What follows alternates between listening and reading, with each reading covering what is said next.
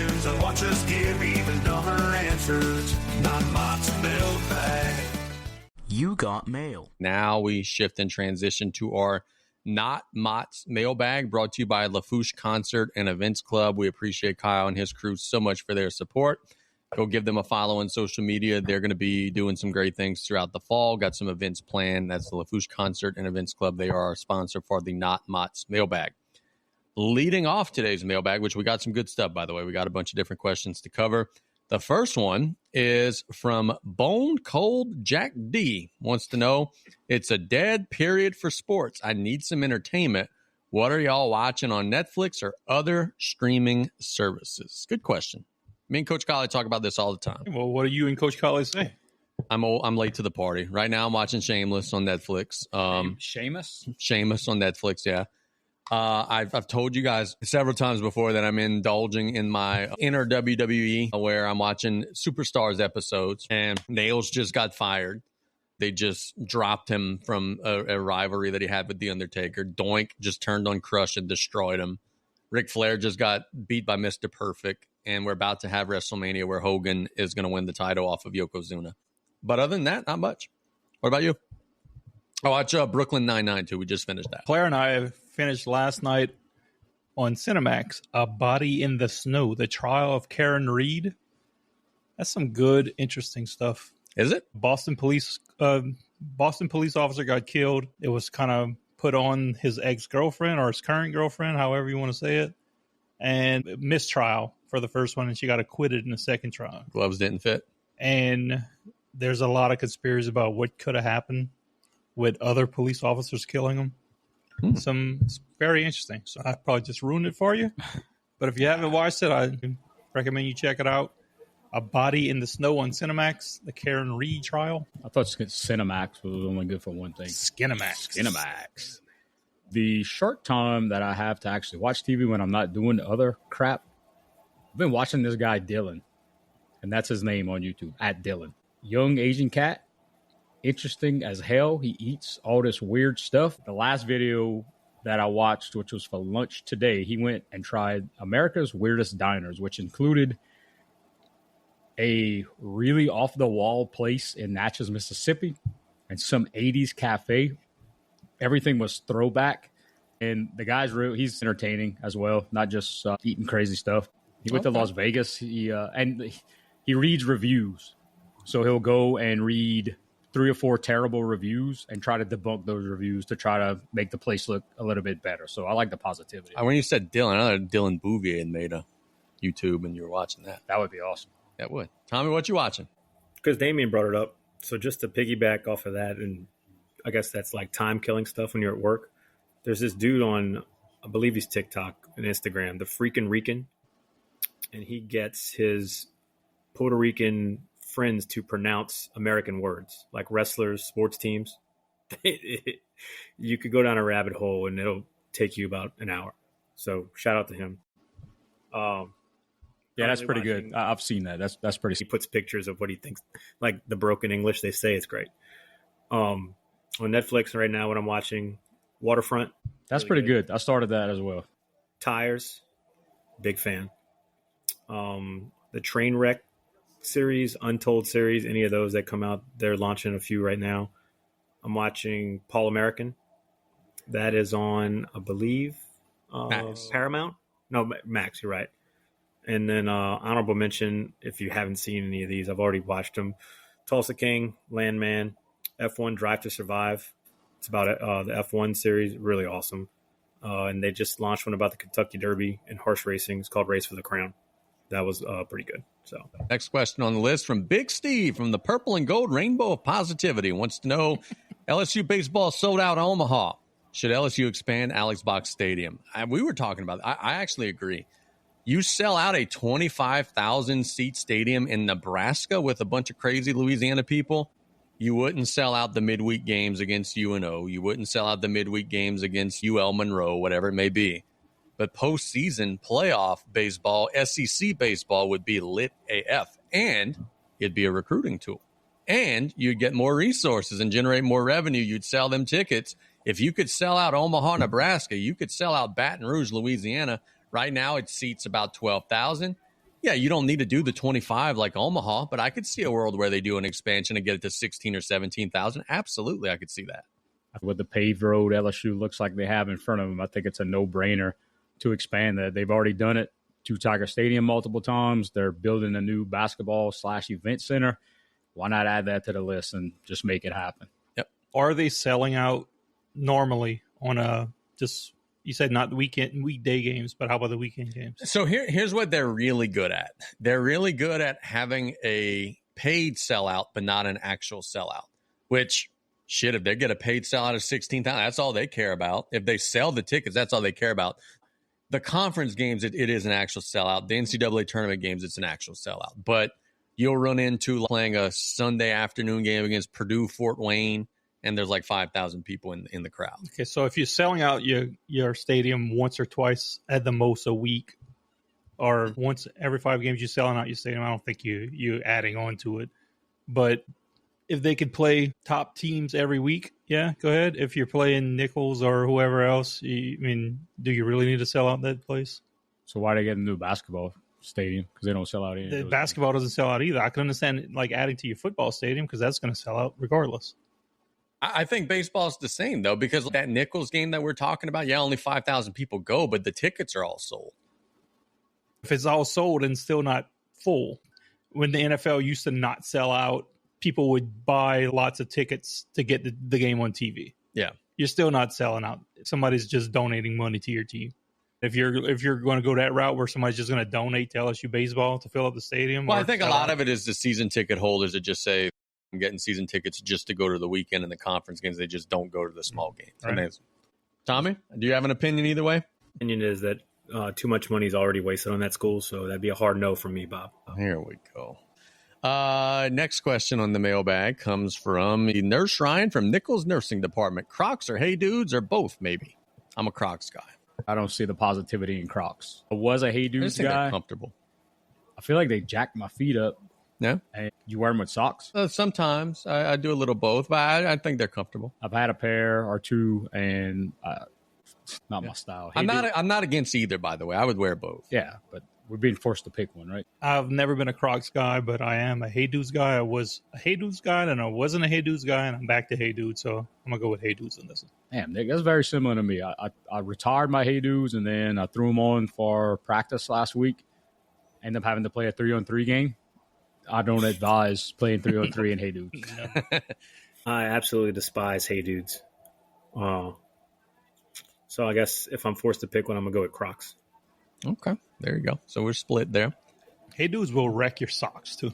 I don't know if you wear a Hey Dudes long enough to where the cushion inside kind of gets a little torn up, it'll wreck your socks. I would imagine that it's going to rock your socks, huh? I thought you're not supposed to wear socks with Hey Dudes. I don't like wearing Hey Dudes without socks because the sole sticks to your feet. Makes your feet smell like shit. I was about to say that sounds miserable, and Crocs do very much. Take your foot out the shoe, and the cushion's coming with you. Frank from Golden Meadow. Who's more likely to make the playoffs next year, the Saints or the Pelicans? Pelicans pushed all in tonight. It better be them. I don't think there's a snowball's chance in hell of either one making the playoffs, but the Pelicans pushed all the poker chips to the middle of the table tonight. The Pelicans have a better shot than the Saints. Yeah, I agree. We have to pick one. It's the Pelicans. There's no chance the Saints are making the playoffs. Pelicans, you could be saying this every year for the last 5 or 10 years. If their guys are healthy, they can make the playoffs.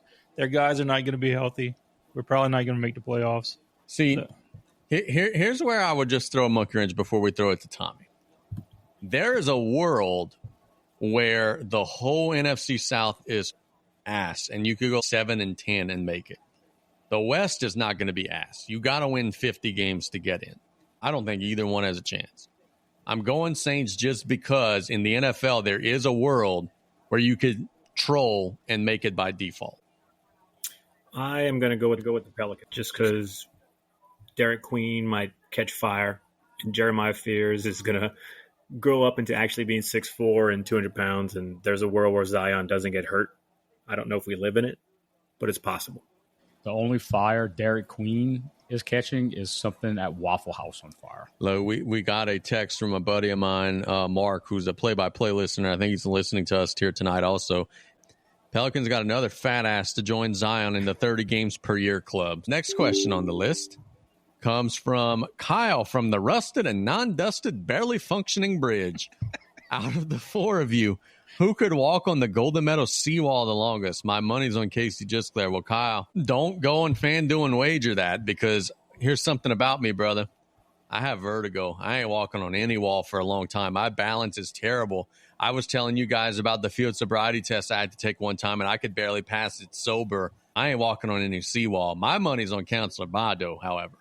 I'm going with myself. I think I have the most experience in doing that, so I know the footing. I know the footwork it takes to be successful. There you go. Definitely not me. I don't have vertigo, but I just have terrible balance.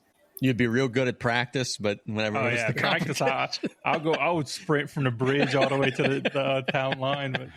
But once it gets down to the competition, I'm falling off. Tommy? Considering that these other two gentlemen just said they love to wear hey dudes, I'm going to go with myself as well. I started walking around the neighborhood practicing for a Euro trip last summer and have kept it up. I'm confident in my walking abilities. Yeah, but it's on the seawall. It's not. I'm aware. I'm just saying I got the endurance and the balance. We might have to do that challenge one day. John from Houma wants to know, which wrestler would make the best pro athlete? Which pro athlete would make the best wrestler? I think the wrestler that would make the best pro athlete got to be Braun Breaker, right? If we're counting Brock Lesnar as being retired, Braun Breaker, I think, he looks like an animal. Which pro athlete would make the best wrestler? Tyson Fury, if we're counting him as active. Jake Paul, if we're counting him as an athlete. I don't know. But, gentlemen, what are your thoughts? We're all dogging all of this. Pro athlete that would make the best wrestler is George Kittle. Oh, yeah.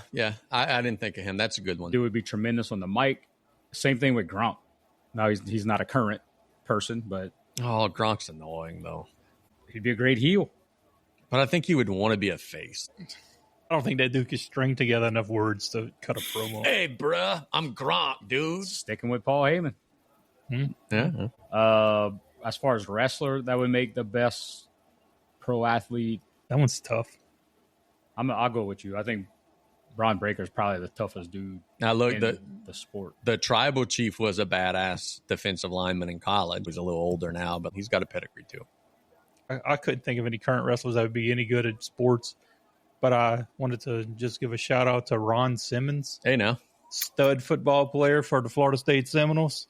World champion. They only mentioned that a couple times in the 90s and early 2000s. A current athlete that would make a great wrestler, Conor McGregor. A little small, but he can talk. He can start some real good at fake fighting. Chael Sonnen, another UFC guy. Possibly Dwight Howard, big guy, very charismatic. Dwight Howard is interesting. I feel like he's very unlikable. I feel like he'd be a really good heel. Tommy? So I know who wouldn't make a good athlete, and that's Cody Rhodes. I don't know if you saw him at Fanatics Fest trying to oh, my God. Obvious answer was Roman Reigns, because I think before he had cancer in college, he was maybe on a track to play in the league. I had Logan Paul, Braun Breaker, and my wild card, Oba Femi, the NXT champion, because he was a pretty good shot putter. So I don't know if he could play some offensive line or some tight end maybe. To wrestler, I had Creed Humphrey, who was a wrestler in college, or George Kittle. We all kind of had some commonality there. Before we get to the next question, what do you guys think of Cody saying at that same event that Tommy was talking about, that his run as a babyface is, quote, nearing its end? Is he spoiling something, or is he just talking out of his ass, getting people clicking? Never really thought about that. I can't see him, after all he's done with completing the story and all that drama. I don't know. But same thing with Cena. Nobody thought he would ever turn heel. I don't think it would be nearly as big of a deal if that happened with Cody. Yep, just some clickbait. Big Dozar from Bourgeois' New Country Store says, I didn't realize that card collecting was back. I know Tommy frequents card shows. Learned about downtowns and uptowns this weekend at the baseball field. Tommy, discuss.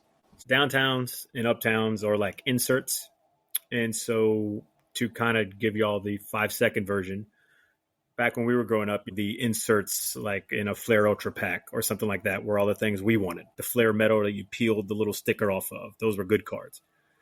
In present day, the inserts are not so much desired. Uptowns and downtowns are what's called case hits, meaning you buy a whole case of cards, which contains anywhere between 8 to 16 boxes, and there's only one of those in the whole case. They're highly desired. At Fanatics Fest, y'all would love this. The owner of the Commanders bought Jaden Daniels' best rookie card for $500,000. It's his highest recorded sale, blah, blah, blah. But yeah, we've kind of touched on this a few times, and maybe we'll touch on it in a standalone episode. But card collecting is kind of coming back since COVID, and a lot of the old collectors are coming back to the hobby and bringing their kids into it, and it's just blowing up all over the country. They're having Fanatics Fest that brought all these athletes, Tom Brady, Cody Rhodes, and you have signings, card collecting. Chelsea Green's a big card collector, and her husband, Cardona, makes like his own special cards and action figures now. So just a new world, kind of nostalgic, but also a lot of money going on. Very similar to the stock market. So if the card collecting fairy were to pass by Bado's house tonight and leave one card under your pillow, what's the one card that you covet the most? The one card that I want the most now, a Baker Mayfield National Treasures RPA out of 5. It's the only one I need. So, like, you ain't asking for, like, some kind of rare Babe Ruth or Mickey Mantle. You want a freaking Baker Mayfield? Yeah, because I was complete what's known as a rainbow. And it had every version of his card in the whole set. There's a joke in there. You could insert it. Speaking of rainbows, serious topic. Did you hear about the NBA rainbow trade? Like Kevin Durant. Kevin Durant. Yeah. He hit the every rainbow. color in the rainbow. Now that he's a Rocket, red was the only one he was missing. There were some talks about maybe not the Suns being indigo at the time, but he's going to go down as being a star that's played for the most. It's crazy his career arc. Toby from the maintenance department of the Lisa Park Gym wants to know, what is more likely, the 4 boys shooting an under par round in a golf scramble, or the 4 boys playing defense and tackling Derrick Henry? Us shooting under par in a scramble feels unlikely. Us tackling Derrick Henry feels extremely unlikely. This is a tough one, Toby. Scrambles aren't that difficult. We would have 4 shots at every shot. If you're good at golf. If you put together somebody that could do one thing decently, it's not bad. Aaron and I played a scramble last Friday, and it wasn't terrible. So I think us 4, we'd probably do some damage. Better than tackling Derrick Henry. Tommy's not going to lay out Derrick Henry? Like, just break back his old... I don't care how good a shape he is. He can run the seawall. He's not tackling Derrick Henry. No, but I could sacrifice y'all at each a knee and then come over the top. Because I'm not shooting anything golf. I'm not contributing unless we're drinking under par. Count me in. Yeah, I think that's where you would do good. Derrick Henry would destroy us. But that's the only chance we have. Shoes, cool shirts. We're not shooting under par. As a team? If we all stand close to each other and Derrick Henry tries to run us all over at the same time, we could probably trip him up. Like, our corpses would trip him up, but we may tackle him. In theory, like, it would be our dead, limp bodies. I think that's more likely than us. We're all going to have 3 because I'm running another way. No, I'm sacrificing y'all like the little giants, like Spike, pushing you down, coming over the top. It's over. For somebody, probably me, but it's over. Trust Claire could take getting speared by Chris the Beast 1,000 times in practice. We could take down Derrick Henry. Well, I heard Gyro shot under par just in a round by himself. Oh, yeah. So golf's not that hard, really, when you think about it. Chris Schneider from Bay St. Louis wants to know, I like this question. I like that name. What are some of your favorite boxing knockouts of all time? Bonus points if it could be found on YouTube. First one that comes to mind was Von der Ward getting knocked out by Ann Wolf. That was one of the sickest knockouts ever. Another one that comes to mind, it's not on YouTube, it's probably not on anything, was Zane Marks against Chance Leggett, where Chance Leggett's mouthpiece flew into the second row of tables. That was a hell of a scene. That was one of the coolest sporting moments in Down Abaya in the last probably 20 years. What was the best Tyson one? Because I know he's famous for a lot of Razor Ruddock, I think it is. The one that stands out to me, and it's not his best, but I did think it was funny. And in his comeback from prison fight, he made Peter McNeely take a knee. Like, sorry, I quit. Trevor Burbick is the one I was thinking. Yeah. Of. That was bad. Back in the day on ESPN Classic, which I'm not even sure if that's a channel anymore. It is. Yeah. There was a Mike Tyson against maybe Jerry something. That is one of the sickest knockouts you'll ever see. Didn't Mason Menard have a national televised knockout that kind of catapulted him, and then he got knocked out in the big money fight? Yep. Like, yeah, Mason had one that I remember went viral. Like, it was on like Sports Center and stuff. Okay, so I have a few on my list. Zane Marks versus Chance Leggett at the Cutoff Youth Center. Amazing. Awesome knockout. Awesome atmosphere. The crowd blew up when that happened. Another one was Alan Green versus Jadon Codrington. It was in Madison Square Garden. This is on YouTube. Awesome knockout. Also on YouTube is John Ravish versus Lionel Lizarraga. Yeah, that was bad. Leo Lizarraga was beating the shit out of our boy John Ravish, and on the ropes just throws a hook and knocks the dude clean out. That was on ESPN Top 10 knockouts for a long time. So that Mike Tyson fight I was talking about versus Michael Johnson, that is on YouTube. It's bad. It's about a minute long. It's disgusting. I got Kennedy McKinney versus Welcome Nita and Kennedy McKinney versus Junior Jones. Dave, you remember when we convinced Kennedy McKinney that the gator for University of Florida's mascot was actually Junior Jones? Yes. What? I was like, bro, you knocked that guy out so hard. You messed up his brain. Oh, he's not all there anymore. Now he's the And he mascot believed for the that Florida line of Oh, man, I didn't know that. Thomas, do you have any boxing knockouts that stand out? Recently, I don't know if it'll count because it was like multiple, but Fury versus Wilder, that last one, I liked that last round where he whooped his ass. And then all time, Mercer when he knocked out Tommy Morrison. Morrison, yes. Well, I was about ready to say the most famous knockout in my boxing, and it was not the most vicious, but it was when Foreman knocked out Mercer and became the champion at age 50 or whatever. That was crazy. Michael Moore, not Mercer. Yeah, you're right. Michael Moore. Next question. J. Piz from a Punta Cannon pineapple under this. What the? Cody Rhodes says at the tail end of his babyface run, does a heel Cody beat Cena for the belt? That's interesting. Because Cena is starting to turn face. On SmackDown Friday, he laid out CM Punk, started to get some cheers, and was like, hey, y'all are starting to come around. Y'all are starting to do exactly what I told you guys you would do, and that's come around to this. I could see Cena's retirement match being him losing to a heel Cody Rhodes. What say you? You're getting fish hooked. He's in it. Yeah, he's going to finish his career as a heel. He's going to finish ruining wrestling. Not happening. Okay, fair enough. God, I hope he doesn't. I don't want to see heel Cody Rhodes. I think I'm just tired of Cody Rhodes in general. If Cena's going to lose, I want it to be to Seth Rollins, and they could try to push him one last time, and hopefully it sticks. What are you guys' thoughts on the ejection of the Coastal Carolina coach in the first inning of Game 2 of the National Championship Series? Watching it live, I thought it's a pretty quick hook. You probably shouldn't have thrown him out there. But with that having been said, and maybe this is purple and gold glasses, hearing the audio of it after which ESPN aired, he said, Coach, that's your warning. Okay. So after that, by rule, you're not allowed to say anything anymore. You're supposed to just go back to the dugout. The guy kept arguing, kept going forward. Said, Coach, that's enough. Kept arguing. Coach, that's enough. 2 warnings. Coach, that's enough. 3 warnings. Then, boom, you're out. Watching it live without the ability to hear what was said, it did feel like it was quick. Hearing it, he did give him 5 strikes when he really only needed to give him 1. At some point, you're not the umpire if you don't throw the guy out. And the guy was coming after him. Right. Tell him to go back in the dugout, and the guy was like, you can't shush me or whatever, or I'm a grown man. I'm not Otis. You can't say shoosh to me.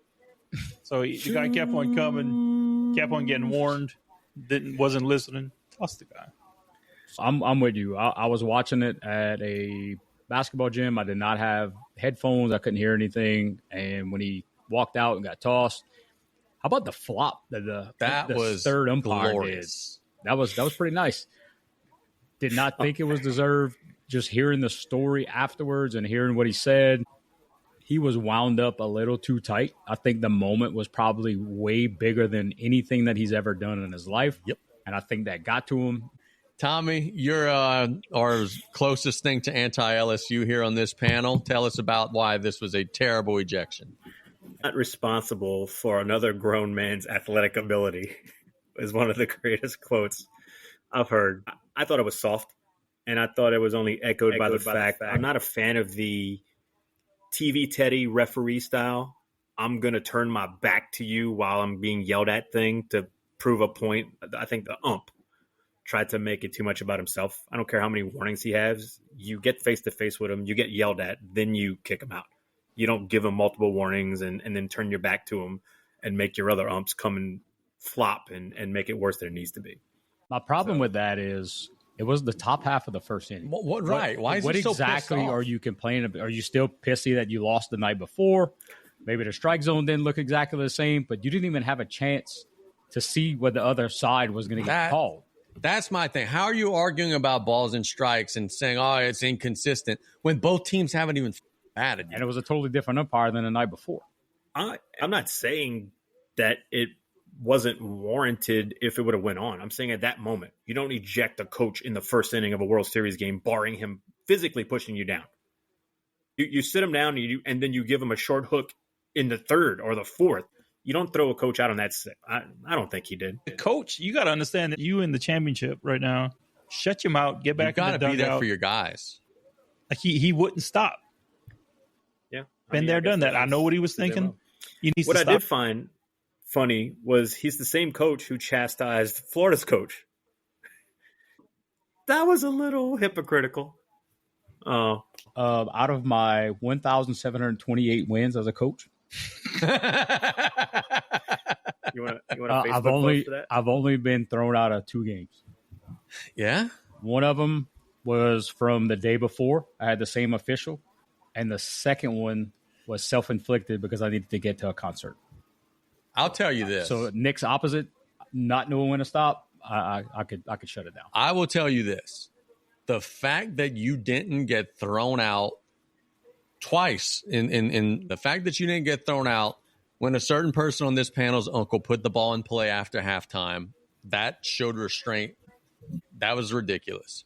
The fact that you didn't get thrown out after the referee is telling you got 10 seconds, coach, and is counting to 10 and tees you up at 4. The fact that you didn't get thrown out then with that LaRose bid that they pulled there, that showed a level of restraint of which I admire and applaud. Sometimes you got to know the situation. And if they're that wrong, I don't feel I have to call them out on it. And I had Bayou Sports in my back pocket, like literally the camera yes. there. So I kind of knew what I could and couldn't say. But if you're going to make those calls and act that way, that's on you. I get angry with an official when I feel like my kids are getting wronged. Both of those times, I felt like they were wrong, but both of those times, I felt like the official let it be known that, hey, look, this was probably not the right call to make. All right, coach, you got 10 seconds. 1, 2, 3, 4. Boom, technical foul. Look, why did you just say 10 seconds? I know what Trump did to Iran, too. Why don't you just tell me you don't like me from the jump, and then you don't have to worry 10 days. Day 2. If I had the Trump clip, I could play that right now. Do y'all believe the Trump red button story? Oh, Diet Tommy, please. That was unbelievable. Yeah, so what Tommy's referencing is Trump and J.D. Vance were on like a foreign conference call, and Trump mutes the mics and it's like, J.D., this is not going well. And J.D. Vance tells the story that Trump then pushes a red button, and Vance is like the world just ended. Trump just launched the nuke. And he says the words nuclear. Right. And then like on Mr. Deeds, this butler dude walks in. Oh, you're Diet Coke, sir. And Trump's like, yeah, that's my Diet Coke button. We're good. Got to have the DCs. Yes, indeed. Vance is over here thinking the world is over. And yeah, no, Trump just wanted a Diet Coke. What your boy says? Take care. Brush your hair. I haven't seen that guy so long on TikTok. Oh, my God. I didn't even see this. This is gross. We're going to play a game of marry or kill. That was a late ad. Yeah. Just listen to the name.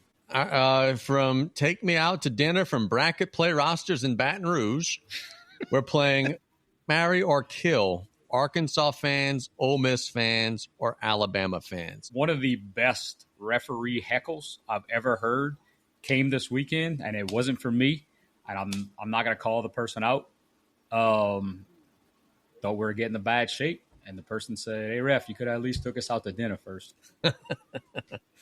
I'm killing Alabama fans. Can't do it. Sorry.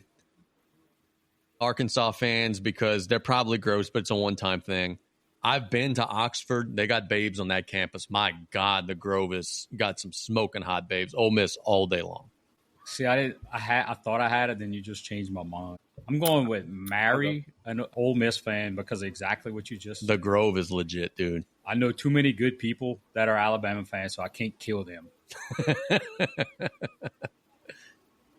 AJ McCarron's wife. Okay, I'm with. That's all I needed. That'll be my F, and then Arkansas fans, you'll kill them. All right, fair enough. I don't know any Arkansas. Nicholas? I'll say fuck them all. Tommy? I like that. You slut. Double birds. No, that's not the name of the game. See, that's where I was going, Tommy. That's how that's supposed to go.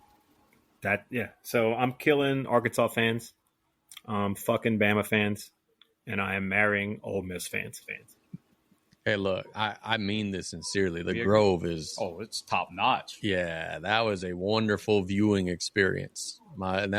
It was a little sad because it was when LSU was playing Ole Miss. Coach O was the coach, and like they saw the LSU shirts and were trolling me because I'm from Louisiana, and they hated Coach O. Like, oh man, why don't you take your coach home with you? So like that was a little depressing, but who'd had some babes there.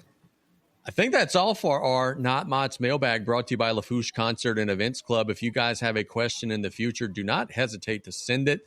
You could send it direct to any of us, or whenever we post our thread summoning for questions next Wednesday, just drop a comment there, and we will be sure to get those answered. So we will get this posted on social media and in the podcast library in the next couple of days. For Nick to my right, Damian to my left, and Tommy across the way. Thanks for listening to the Group Chat Podcast. You guys take care and have a wonderful rest of the week. You just hit an English accent on that. The Group Chat Podcast. Mott's Mailbag, send in your dumb questions and watch us give even dumber answers. Not my